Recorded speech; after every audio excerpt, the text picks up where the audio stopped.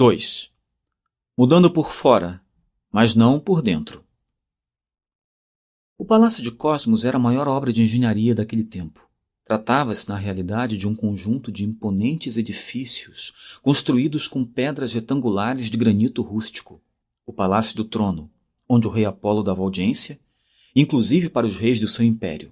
O Palácio do Descanso, onde Apolo e seus 2 filhos, Petros e Lexos, repousavam.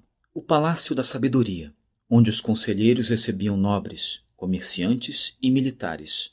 O Palácio dos Líderes, onde residia boa parte dos conselheiros, generais e ministros.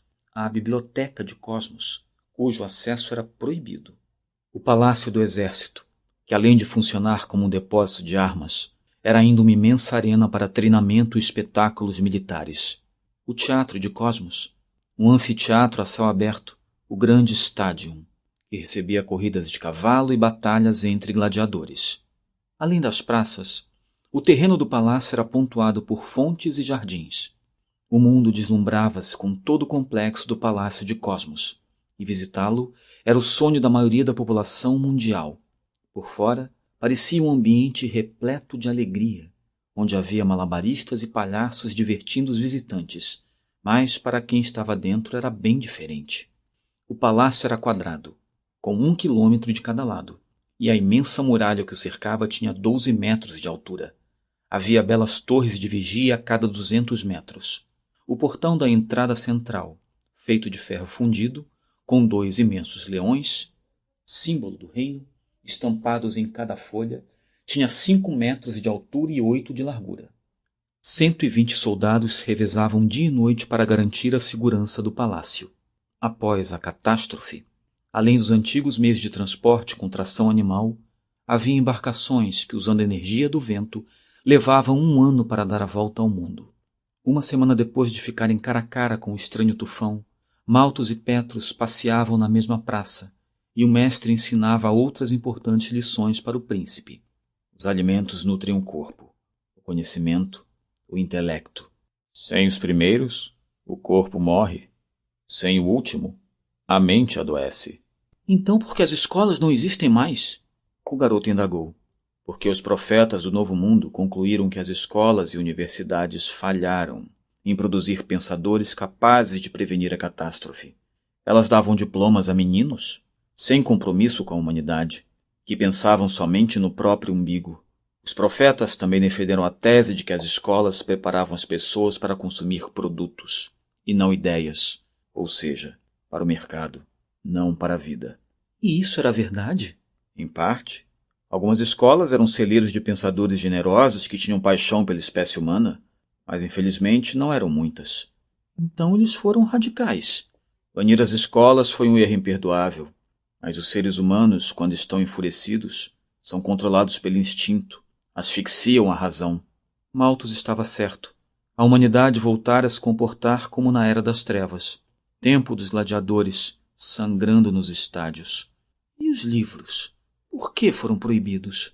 Os livros são a mais excelente fonte de conhecimento, mas os líderes do mundo atual pregam que o conhecimento gerou o desenvolvimento tecnológico, que para se sustentar precisa de um consumo irrefreável, o que levaria novamente, cedo ou tarde, à destruição dos recursos naturais. Por isso os livros foram queimados em todo o mundo. Incrível! Hoje só existe a Biblioteca do Reino de Cosmos? Sim, infelizmente. Mas está fechada. Tenho muita vontade de entrar lá. Cuidado, Petros. Seu pai não admite desvios. E além disso, dizem que a biblioteca é assombrada, que uivos e vozes estranhos são ouvidos. Perigos rondam seus corredores. Bobagem, disse o corajoso Petros. Tentando afastar o impulsivo filho de Apolo da zona de perigo, o mestre comentou. Eu mesmo, ao retirar livros às escondidas certa vez, ouvi barulhos que me arrepiaram. Sério? Perguntou o jovem, perturbado. Não sei se foram coisas da minha cabeça. O fato é que há décadas espalhou-se por todo o reino a notícia de que há fantasmas na biblioteca. Em seguida, Malthus olhou para os lados, baixou o tom de voz e completou. Reais ou não, esses fantasmas foram usados como instrumento de controle para que ninguém a frequentasse. Meu pai diz que livros são perigosos. Devo desprezá-los? Jamais. Os livros libertam o imaginário, alimentam a criatividade, trazem força para o cansado, coragem para o abatido. Mas cuidado, Petrus, não entre na biblioteca.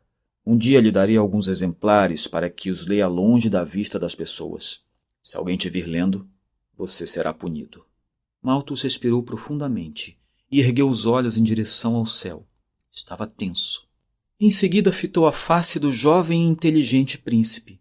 Era responsável pela educação do garoto que um dia poderia vir a ser o rei de Cosmos, o mais poderoso reino erguido após a catástrofe.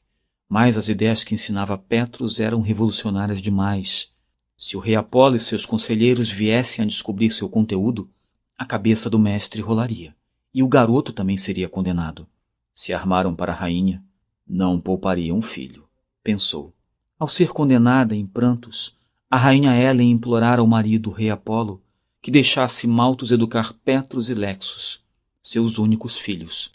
Tinha medo de que os ambiciosos e violentos sábios do rei os influenciassem negativamente. O rei a ouvira em parte. Permitira que Malthus educasse apenas Petrus, o mais frágil física e emocionalmente. Malthus, ao aceitar a tarefa, tinha a oportunidade de ouro de mudar o destino de Cosmos, porém era vigiado dia e noite. Malthus aproveitou e fez um dos mais importantes alertas ao príncipe. Dentro de cada ser humano, há um animal que precisa ser educado pelo conhecimento. Não entendo o que quer dizer.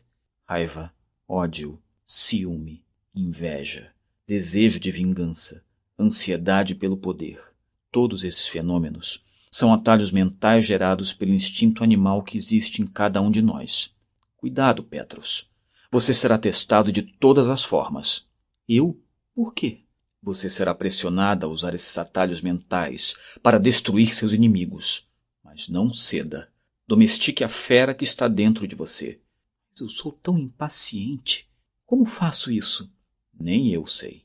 Você encontrará seus caminhos.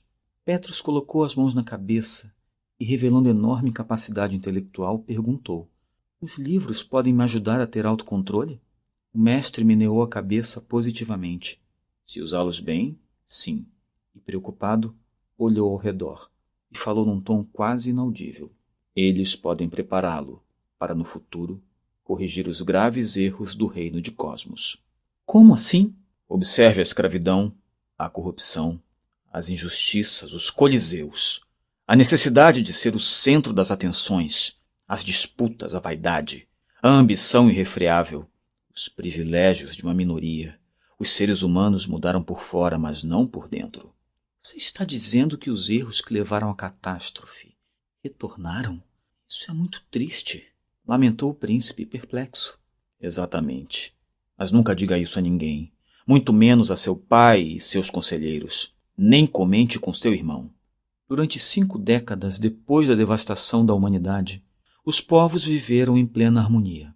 A humanidade era observada de tempos em tempos por um conselho, chamado de O Controle, que era responsável por educar e analisar se os sobreviventes tinham condições de viver em paz sobre a Terra, ou se continuariam sendo predadores vorazes e desinteligentes do meio ambiente e de outras espécies. Infelizmente, pouco a pouco, os anos se passaram, e os homens voltaram a ser assaltados pelo medo de serem dominados uns pelos outros. Esse medo levou as nações que se levantaram a formar, pouco a pouco, seus exércitos, e produziu a motivação para que atacassem antes que fossem atacadas. Viveram novamente a velha tese: se você quer a paz, prepare-se para a guerra. Ressurgiram as armas, ainda que rudimentares, como a espada, o arco e a flecha. E assim as guerras recomeçaram. Diante disso, o controle saiu de cena. Quase não se ouvia mais falar dele, nem se sabia se ao longo das décadas ele havia sido renovado. O tempo passou, e um reino sobressaíra aos demais, e tornara-se um império, Cosmos, governado com mão de ferro por um dos mais poderosos monarcas que já pisaram na terra, o rei Apolo, que recebera a alcunha de O Poderoso. O rei Apolo, seus militares e conselheiros defendiam que, ao dominarem outros reinos, conseguiriam distribuir igualitariamente os recursos naturais, bem como alimentos entre todos os povos. No entanto, os discursos, como sempre, não eram colocados em prática. Um sistema de classe social fora imposto. Os nobres exploravam e maltratavam o povo, principalmente os camponeses. O próprio Malthus já havia presenciado cenas tristes. Certa vez, caminhando pelos campos, vira um nobre explorando as últimas gotas de energia de alguns de seus servos, que ceifavam trigo e batiam a palha em pedras para debulhá-lo. Chicoteie-os! O nobre ordenara ao capataz. Indignado, Malthus interviera. Mas eles estão fracos. Não têm força física para trabalhar. Os pesados impostos que o rei Apolo nos cobra exigem rigor. Quer assumir o posto deles, velho? Esbravejara o nobre. Malthus, embora idoso, era um perito em lutas. Facilmente dominara o capataz e o nobre liberara os servos. Colocara sua vida em risco. Contudo, sua atitude heróica era uma gota para aliviar o oceano de sofrimento de Cosmos. Muitos proprietários de terra possuíam vilas inteiras, onde construíram masmorras para punir os desobedientes. Entretanto, havia alguns nobres justos, chamados de utópicos, que não tinham escravos nem servos, mas colaboradores. Esses nobres davam descanso a seus empregados e um salário justo. Sabiam que um trabalhador feliz produz mais e melhor, mas os utópicos eram minoria e mal vistos. Não poucos eram perseguidos. A corrupção no reino, os altos impostos, a cara máquina estatal, os privilégios da corte, tudo contribuía para uma tensão e uma insegurança cada vez maiores nas fronteiras. Os militares do rei Apolo, no entanto, achavam que a espada podia resolver todas as rebeliões. A humanidade voltara a soltar gemidos de angústia. Quantos e quais reinos meu pai domina? O príncipe perguntou a seu mestre certa vez. Mais de 30, entre reinos, ducados e povos. Domina, inclusive, misteriosos reinos, como o dos contempladores, o dos filósofos, o das trevas profundas, o dos leões e até o reino dos mutantes. Tudo isso? E o que é o reino dos mutantes? As armas de destruição em massa que devastaram a humanidade, alteraram a carga genética e produziram milhões de pessoas com deformidades graves. Essas pessoas são excluídas de Cosmos e mandadas por seu pai para o reino dos mutantes, para que não contaminem a raça humana. Quando o garoto ia fazer mais uma pergunta, o mestre fez sinal para que ficassem em silêncio. A aproximadamente 100 metros deles estavam 2 poderosos conselheiros do rei, Demétrios e Terrívios, acompanhados de uma escolta de 10 soldados. Os conselheiros eram prepotentes, destituídos de sensibilidade e rápidos em julgar. Puniam todos os que contrariavam suas ideias. Condenavam uns à masmorra, outros a andarem como errantes pelo deserto, e outros ainda a servirem de carne fresca às feras. Condenavam até pessoas inocentes à fogueira. Demétrios e Terrívios, montados em belos e fortes cavalos, vinham na direção de Petros e Malthus. Atrás deles seguia um pobre jovem acorrentado. O rapaz tinha 4 braços, 2 de cada lado, tronco grande e pernas curtas. Vamos nos afastar, Malthus sugeriu. Petros fingiu não ouvir e foi ao encontro do cortejo. O mestre tentou adverti-lo. Não faça isso. Mas o aluno, impulsionado por uma irresistível sede de questionar, aproximou-se dos 2 conselheiros, que lhe fizeram uma reverência, embora estivessem incomodados com sua presença. Malthus alcançou Petros. O sábio, querendo abrandar o clima tenso, disse: Venha, Petros, vamos ter uma aula sobre botânica. Mais uma vez Petros não o ouviu. Meu príncipe, que bom vê-lo, disse Terrívios, o médico do reino, um homem violentíssimo, que fazia jus ao nome. Petros, que parecia não gostar do conselheiro, fez sinal para que se calasse. Em seguida, olhou bem nos olhos do jovem esguio, de aparência estranha, que estava acorrentado e fisicamente esfolado. Viu lágrimas escorrerem por sua face e se condoeu. Quem é você? Petros indagou. O jovem não respondeu. Estava temeroso. Demétrios, outro conselheiro agressivo a quem o rei Apolo sempre ouvia, respondeu por ele. É um mutante. Mas por que ele não responde? Ele não pensa? Não, afirmou Terrívios. O príncipe, sempre impetuoso, não se importou com os conselheiros. Perguntou ao mutante. Qual o seu nome? Temendo morrer naquele momento, o jovem continuou calado. Ele não fala, é como um animal, disse Demétrios. Todos temos um animal dentro de nós, Demétrios, rebateu Petros, para a ira do conselheiro e pavor de Malthus. E em seguida, voltando-se para o jovem prisioneiro, falou: Não tenha medo. Qual é o seu nome? Me chamo Santoros, meu príncipe. Os dois conselheiros estavam prestes a intervir quando Petros levantou a mão e os fez se calarem. Malthus sabia que essa ousadia teria sérias consequências. Qual é o seu maior desejo? Perguntou Petros. Ser livre, meu senhor. Incrível. Você é um humano. Tem nome e desejo de liberdade. Malthus tentou pegar o jovem príncipe pelo braço para retirá-lo da cena, mas ele se desvencilhou de suas mãos. O simples fato de conversar com um mutante já era uma heresia. Apontá-lo como um ser humano era uma falta gravíssima naqueles tempos de exclusão social. Mas Petros era um garoto incontrolável. Por ser fiel à sua consciência, pagaria preços altíssimos. E olhando para Demétrios e Terrívios, o garoto gritou: Vocês mentiram para mim! Soltem esse ser humano! Não podemos, disseram incomodados os conselheiros. O príncipe usou sua autoridade para que lhe obedecessem.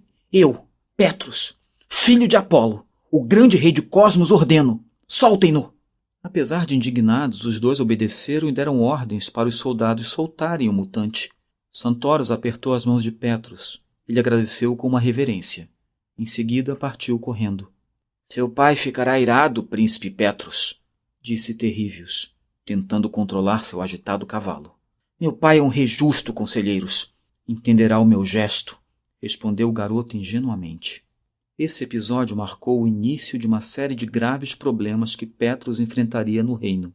Ninguém jamais havia desafiado o rei, e agora o próprio filho o fizera. Os dois conselheiros, tão logo retornaram ao palácio, comunicaram o fato ao grande Apolo, que ficou irritadíssimo. Sem demora, chamou Petros à sua presença. A imensa sala do trono era de uma beleza estonteante. Havia dezenas de obras de arte entre pinturas e esculturas. Sentado em seu imponente trono, o rei elevou o tom de voz e perguntou ao filho: Quem lhe deu ordem para soltar um mutante? Mas, pai, não me chame de pai, seu garoto ambicioso. Sou seu rei quando estou neste trono. Você é tão jovem, já quer tomar meu lugar? Por acaso um mutante é um animal?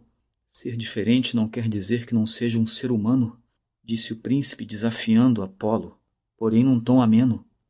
Os que assistiam à cena ficaram arrepiados com a ousadia de Petros. Ao ouvir essas palavras, Apolo teve um ataque de nervos.